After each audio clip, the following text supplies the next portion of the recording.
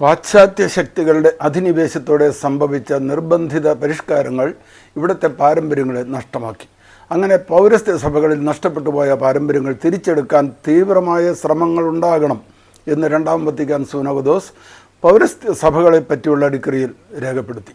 അതോടൊപ്പം ആവശ്യമായ പരിഷ്കരണങ്ങൾ ഉണ്ടാകണമെന്ന പ്രബോധനം ആരാധനക്രമത്തെപ്പറ്റിയുള്ള ഡിക്രിയിലും ഉണ്ടായി.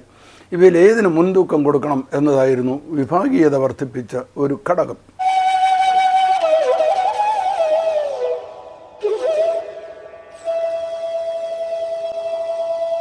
പഴമയ്ക്കായി നിന്നവരും നവീകരണത്തിനായി നിന്നവരും തമ്മിലുള്ള വേർതിരിവ് പൊതുഭരണ സംവിധാനത്തിൻ്റെ അഭാവത്തിൽ കൂടുതൽ പ്രകടമായി. സീറോ മലബാർ സഭയുടെ പൊതു ഉടമസ്ഥതയിലുള്ള വൈദിക പരിശീലന കേന്ദ്രങ്ങളിൽ വ്യത്യസ്ത രൂപതകളിൽ നിന്നും സമർപ്പിത സമൂഹങ്ങളിൽ നിന്നും വ്യത്യസ്ത നിലപാടുകൾ സ്വീകരിച്ചവർ അധ്യാപകരായി ഉണ്ടായിരുന്നതുകൊണ്ട് അവിടങ്ങളിൽ അധ്യാപകരുടെ ഇടയിലും വിഭാഗീയത ഉടലെടുത്തു. അത് പരിശീലനത്തിലായിരുന്ന വൈദിക വിദ്യാർത്ഥികളെയും ബാധിച്ചിട്ടുണ്ട്. വിവിധ വൈദിക സമർപ്പിത പരിശീലന കേന്ദ്രങ്ങളിൽ നിന്ന് പരസ്പര വിരുദ്ധങ്ങളായ ആശയങ്ങളിലൂടെ രൂപീകരിക്കപ്പെട്ടു വന്ന വൈദികരും സമർപ്പിതരും അവർ ശീലിച്ചത് അവരവരുടെ ശുശ്രൂഷ മേഖലകളിൽ പ്രാവർത്തികമാക്കാൻ തുടങ്ങിയതോടെ അൽമായരിലേക്കും വിഭാഗീയത കടന്നു വന്നു. വൈദിക പരിശീലനമാണെങ്കിലും ആലുവ മംഗലപ്പുഴയിലും കോട്ടയത്ത് വടവാതൂരും കൊടുക്കുന്നത് രണ്ട് തരം പരിശീലനങ്ങളാണെന്നും അവിടെ നിന്ന് വരുന്ന വൈദികർ രണ്ട് തട്ടിലാണെന്നും പലപ്പോഴും നാം കാണാറുണ്ട്. വിവിധ പരിശീലന കേന്ദ്രങ്ങളിൽ നിന്ന് പഠിച്ചിറങ്ങിയ വൈദികർ ഒരേ രൂപതയിലും സമർപ്പിത സമൂഹത്തിലും തന്നെ ഉണ്ടായിരുന്നതുകൊണ്ട് രൂപതകൾക്കുള്ളിലും സമർപ്പിത സമൂഹങ്ങൾക്കുള്ളിലും വിഭാഗീയത ഉണ്ടായി. വിഭാഗീയത ഏറ്റവും കൂടുതൽ പ്രതിഫലിച്ചത് വിശുദ്ധ കുർബാന അർപ്പണത്തിലാണ് എന്നതാണ് ഏറ്റവും നിരാശാജനകം. കാരണം 1990 പൗരസ്ത്യ സഭകളുടെ കാനൻ നിയമസംഹിത പ്രാബല്യത്തിലാകുന്നതുവരെ പാരമ്പര്യങ്ങൾ, ലിറ്റർജി, സ്വയാധികാര സഭ, റീത്ത് തുടങ്ങിയ ആശയങ്ങൾക്ക് കൃത്യമായൊരു നിർവചനം ഇല്ലാതിരുന്നതുകൊണ്ട് പാരമ്പര്യത്തിനു വേണ്ടി നിലകൊണ്ടവർ അവയെ വിശുദ്ധ കുർബാന അർപ്പണത്തിലേക്ക് ഒതുക്കി എന്നതാണ് വസ്തുത. അതുപോലെ പാരമ്പര്യങ്ങളെ നിർബന്ധമായും അതേപടി വീണ്ടെടുക്കണമെന്ന് സൂനോദോസ് പ്രബോധിപ്പിച്ചതായും ചിലർ തെറ്റിദ്ധരിച്ചു, മറ്റുള്ളവരെ തെറ്റിദ്ധരിപ്പിച്ചു. അതേസമയം മറുഭാഗമാകട്ടെ നവീകരണത്തെപ്പറ്റി സൂനോദോസ് പറഞ്ഞ കാര്യത്തിൽ മാത്രമാണ് ശ്രദ്ധ കേന്ദ്രീകരിച്ചത്. ഇങ്ങനെ കാര്യങ്ങൾ വഷളായപ്പോഴും ഏത് നിലപാടാണ് സ്വീകരിക്കേണ്ടത് എന്ന് വ്യക്തമായി തീരുമാനിക്കാൻ പൗരസ്ത്യ സഭകൾക്ക് സഹജമായ അധികാരപ്പെട്ടവർ ഇല്ലാതെ പോയി. 1992 സീറോ മലബാർ സഭയെ ഒരു മേജർ ആർക്കി എപ്പിസ്കോപ്പൽ സഭയായി പ്രഖ്യാപിച്ചപ്പോൾ ഈ സഭയിൽ നിലനിന്നിരുന്ന വിഭാഗീയതയുടെ പശ്ചാത്തലത്തിൽ പുതിയതായി ലഭിച്ച കാനോനിക ചട്ടക്കൂടിൻ്റെ പ്രാഥമിക കാര്യങ്ങൾ ക്രമീകരിക്കാൻ മാർപ്പാപ്പയുടെ പ്രത്യേക പ്രതിനിധിയായി നിയമിക്കപ്പെട്ട അഭിവന്യ എബ്രഹാം കാട്ടുമന മെത്രാപ്പൊലീത്ത പൊടുന്നനെ 1995 റോമിൽ വെച്ച് നിര്യാതനായി.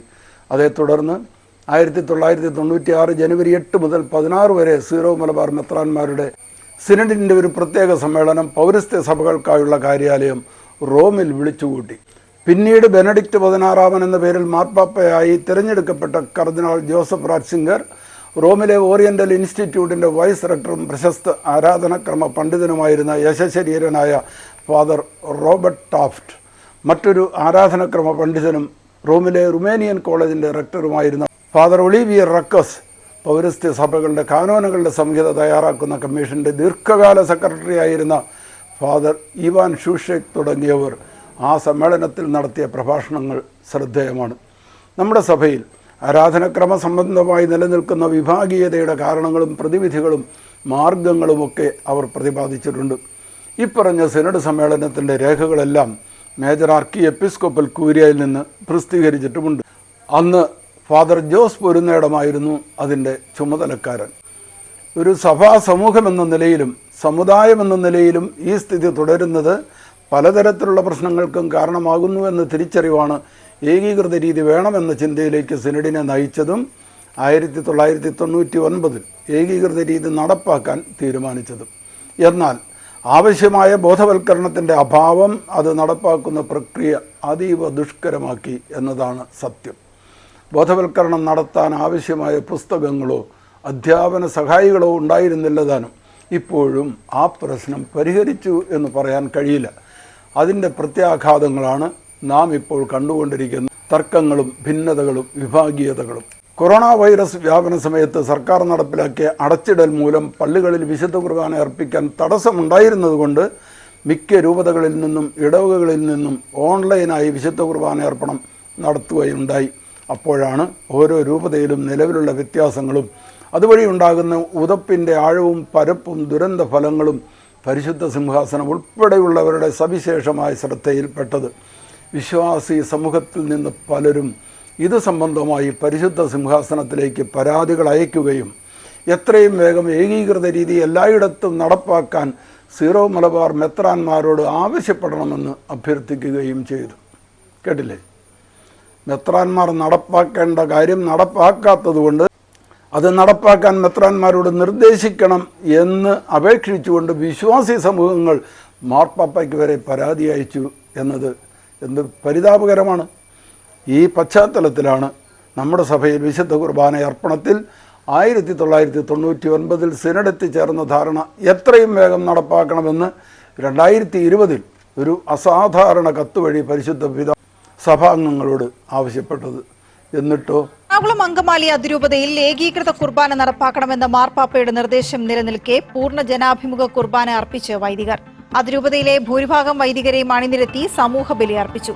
മാർപ്പാപ്പയ്ക്കും തെറ്റുപറ്റാമെന്നും അത് തിരുത്തണമെന്നും സഭ ശതാബ്ദി ആഘോഷം ഉദ്ഘാടനം ചെയ്ത ജസ്റ്റിസ് കുര്യൻ ജോസഫ് പറഞ്ഞു.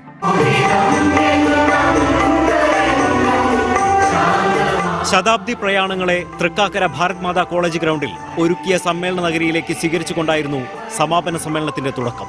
4 മണിയോടെ അതിരൂപതയിലെ ഭൂരിഭാഗം വൈദികരും കുർബാനയർപ്പണത്തിനായി വേദിയിലേക്ക്. പിന്നാലെ പൂർണ്ണ ജനാഭിമുഖ കുർബാന. ഏകീകൃത കുർബാന നടപ്പാക്കണമെന്ന മാർപ്പാപ്പയുടെ കർശന നിർദ്ദേശം നിലനിൽക്കുന്നതിനിടെയാണ് ജനാഭിമുഖമായി സമൂഹബലി അർപ്പിച്ചത്. മാർപ്പാപ്പയ്ക്കും തെറ്റുപറ്റാമെന്നും തെറ്റ് പറ്റിയിട്ടുണ്ടെങ്കിൽ മാർപ്പാപ്പയെ ബോധിപ്പിക്കാൻ ബന്ധപ്പെട്ട അധികൃതർക്ക് കഴിയണമെന്നും ശതാബ്ദി സമ്മേളനം ഉദ്ഘാടനം ചെയ്ത ജസ്റ്റിസ് കുര്യൻ ജോസഫ് പറഞ്ഞു. മാർപ്പാപ്പയെ നമ്മൾ അംഗീകരിക്കുന്നു, മാർപ്പാപ്പയെ നമ്മൾ ആദരിക്കുന്നു, മാർപ്പാപ്പയെ നമ്മൾ സ്നേഹിക്കുന്നു. പക്ഷേ മാർപ്പാപ്പയ്ക്ക് തെറ്റ് പറ്റിയിട്ടുണ്ടെങ്കിൽ ആ തെറ്റ് തിരുത്താനായിട്ട് അത് തെറ്റിപ്പോയിട്ടുണ്ടെങ്കിൽ തെറ്റാണെന്ന് പറയാനായിട്ടുള്ള ആവശ്യപ്പെട്ടും മാർപ്പാപ്പയുടെ മുമ്പിൽ പറയാൻ അധികാരപ്പെട്ടവരും അവകാശപ്പെട്ടവരും ചുമതലപ്പെട്ടവരും പറയണം. വീണ്ടും കലങ്ങി മറിഞ്ഞ് കുത്തിയൊഴുകി നശിച്ചുകൊണ്ടിരിക്കുകയാണ് ഇവിടം. പൗരസ്ത്യ സഭകൾക്കായുള്ള കാര്യാലയത്തിൻ്റെ പ്രീഫെക്റ്റ് കർദിനാൾ ലിയനാർദോ സാന്ദ്രി ഈ വിഷയത്തെ സംബന്ധിച്ച് അഭിവന്യ മേജർ ആർച്ച് ബിഷപ്പിന് അയച്ച കത്തിൽ ഇപ്രകാരം പറയുന്നു. ഇക്കാര്യത്തിലുള്ള ആശങ്കകളിൽ ഏറ്റവും ആദ്യത്തേത് വിശുദ്ധ കുർബാന അർപ്പണത്തിലെ വിവിധ സന്ദർഭങ്ങളിലെ ദിശയെ സംബന്ധിച്ചാണ്. വളരെ കാലമായി നിലനിൽക്കുന്നതും അതീവ ഗൗരവമുള്ളതുമായ ഈ വിഭാഗീയത കോവിഡ് മഹാമാരിയുടെ കാലത്ത് നടന്ന ടെലിവിഷൻ സംപ്രേഷണങ്ങളിലൂടെയും സമൂഹ മാധ്യമങ്ങളിലൂടെയുള്ള തത്സമയ സ്ട്രീമിങ്ങിലൂടെയും കൂടുതൽ രൂക്ഷമായി പ്രകടമായി. ഈ സാഹചര്യം സംശയാതീതമായ അനുഷ്ഠാന വിധികൾ പ്രാബല്യത്തിലാക്കുന്നത് ആവശ്യപ്പെടുന്നു. അതോടൊപ്പം അവയുടെ വിശ്വസ്തവും കൃത്യമായതുമായ അനുഷ്ഠാനവും ഉറപ്പാക്കാനുള്ള ഉത്തരവാദിത്വം ഓരോ മെത്രാനും ഏറ്റെടുക്കണം. ഓരോ മെത്രാനും ഇതിൻ്റെ ഉത്തരവാദിത്വം ഏറ്റെടുക്കണം. പറയുന്നത് മറ്റാരുമല്ല, മാർപ്പാപ്പയുടെ പ്രതിനിധി തന്നെയാണ്. 1999 സിനഡിൻ്റെ ആധികാരികമായ തീരുമാനം അംഗീകരിച്ച നൽകിയ സൂചനകളുടെ അടിസ്ഥാനത്തിലാകണം അത് എന്ന് ഈ കാര്യാലയം ചൂണ്ടിക്കാണിച്ചിരുന്നു. പുതിയ ആരാധനക്രമ പുസ്തകത്തിൽ വ്യക്തമായ രീതിയിൽ അനുഷ്ഠാന വിധികൾക്ക് നിർദ്ദേശങ്ങൾ ഉണ്ടാകണം എന്ന് ഈ അവസരത്തിൽ ഞാൻ ഊന്നിപ്പറയുന്നു.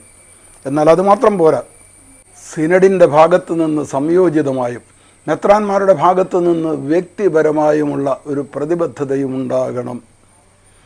എന്നുവെച്ചാൽ സിനഡ് ഒറ്റക്കെട്ടായി നിൽക്കണം എന്നല്ലേ കർദിനാൾ ലിയനാർദോ സാന്ദ്രി നിർദ്ദേശിച്ചത്. സിനഡിൻ്റെ ഭാഗത്തു നിന്ന് സംയോജിതമായും മെത്രാന്മാരുടെ ഭാഗത്തു നിന്ന് വ്യക്തിപരമായുമുള്ള ഒരു പ്രതിബദ്ധതയും ഉണ്ടാകണം. സിനഡ് ഒറ്റക്കെട്ടെന്ന് പറയുകയും സിനഡിന് തന്നെ കുർബാന സംബന്ധിച്ച് യാതൊരു വ്യക്തതയും ഇല്ലാതിരിക്കുന്ന ദയനീയ അവസ്ഥയാണ് നാം കാണുന്നത്.